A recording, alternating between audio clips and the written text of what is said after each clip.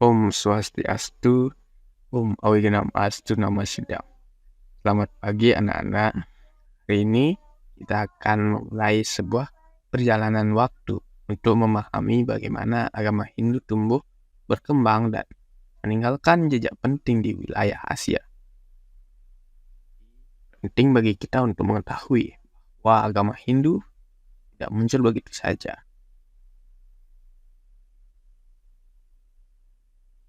Ia berkembang melalui 3 zaman utama, yaitu Veda, zaman Brahmana, zaman Upanishad.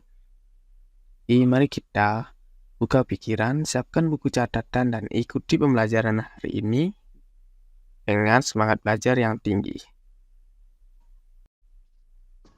Sejarah peninggalan agama Hindu berdasarkan sejarah pada zaman Weda dimulai pada masa suku bangsa Arya mulai mendatangi lembah Sungai Sindhu yang diperkirakan sekitar tahun 2500 sampai 1500. Pada zaman inilah suku bangsa Arya membawa perubahan peradaban pengetahuan Hindu dengan berhasilnya pada saat itu mengkodifikasikan kitab mantra menjadi Caturveda. Setelah zaman Weda dikenal dengan zaman Brahmana, yang menjelaskan bahwa pada zaman ini yang memiliki peran dan andil sangat besar terhadap kehidupan masyarakat pada zaman Brahmana, khususnya dalam kehidupan keagamaan. Karena hanya kaum Brahmana saja yang berhak memimpin upacara keagamaan pada masa itu. Pada zaman Brahmana ditandai dengan upacara persembahan masyarakat pada para dewa. Dan dengan disusunnya tata cara upacara pelaksanaan keagamaan yang teratur. Upacara pelaksanaan keagamaan selalu menjadi pokok diskusi oleh masyarakat, sehingga masa inilah kemudian lahir yang disebut dengan Zaman Upanishad. Zaman Upanishad ditandai dengan banyaknya filsuf yang lahir pada masa itu, dan mulai masyarakat mendalami hakikat hidup, yaitu karma atau perbuatan yang akan menyelamatkan diri manusia untuk mencapai kesempurnaan, sehingga pengetahuan tentang rahasia Brahman dan Atman menjadi pokok pikiran pada masa itu.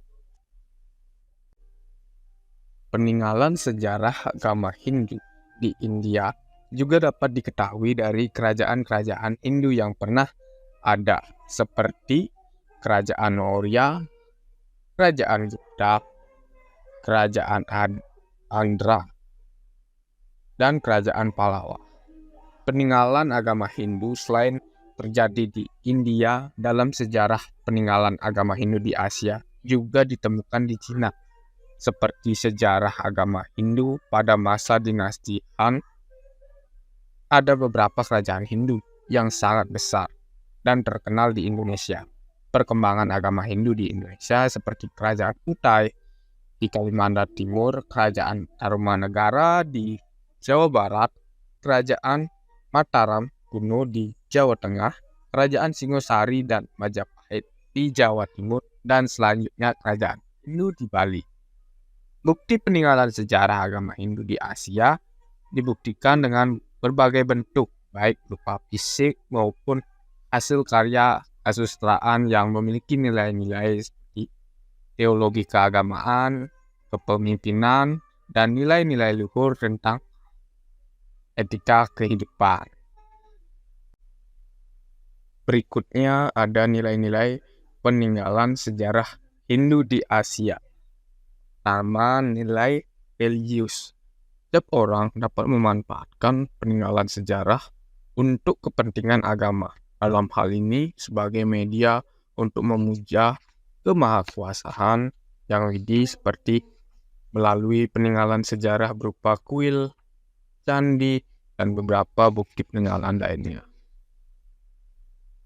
Yang kedua, nilai Bhinneka Tunggal Ika. Peninggalan sejarah agama Hindu dalam bentuk karya sastra, seperti pada Kekawin Sutasoma, menguraikan tentang sebuah kekawin dalam bahasa Jawa kuno. Kawin ini terkenal dan nilai ajarannya sampai saat ini masih relevan untuk diterapkan. Setengah bait dari kekawin ini menjadi moto nasional Indonesia, yaitu Bhinneka Tunggal Ika. Moto Kesemboyan Negara Kesatuan Republik Indonesia dikutip dari kitab Kekawin Sutasoma. Kekawin ini sebuah cerita tentang etika kehidupan yang memuat pesan moral tentang nilai-nilai ajaran toleransi antara agama, terutama antara agama Hindu, Siwa, dan Buddha. Kawin ini diubah oleh Empu Tular pada abad ke-14. Sebagai masyarakat, belajar nilai-nilai Bhinneka Tunggal Ika diimplementasikan untuk mempertahankan budaya luhur dengan tetap berinteraksi terbuka untuk mengenal dan menghargai budaya. Cara untuk mengenal dan menghargai budaya yaitu pertama, menghargai adat istiadat.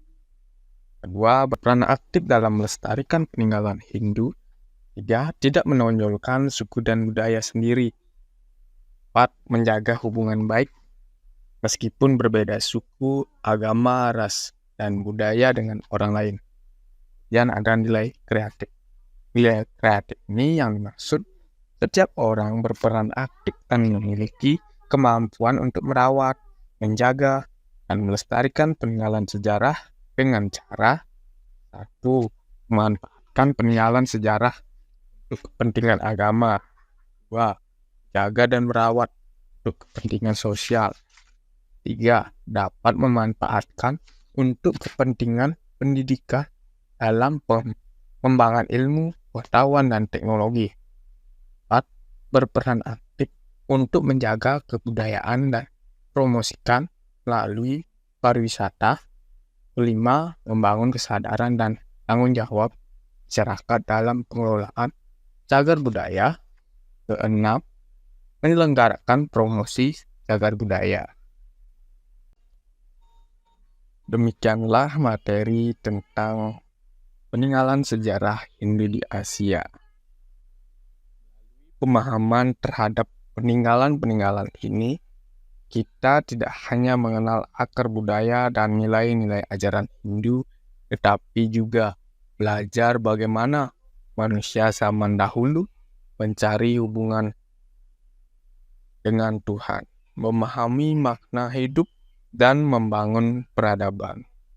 Semoga materi ini dapat menambah wawasan kalian serta menambah rasa bangga dan tanggung jawab dalam melestarikan ajaran-ajaran luhur, warisan luhur.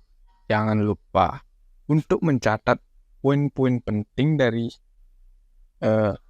materi tersebut dan berdiskusi bersama teman agar pemahaman kalian semakin kuat.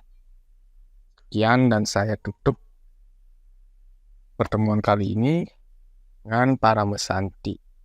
Om Santi Santi Santi.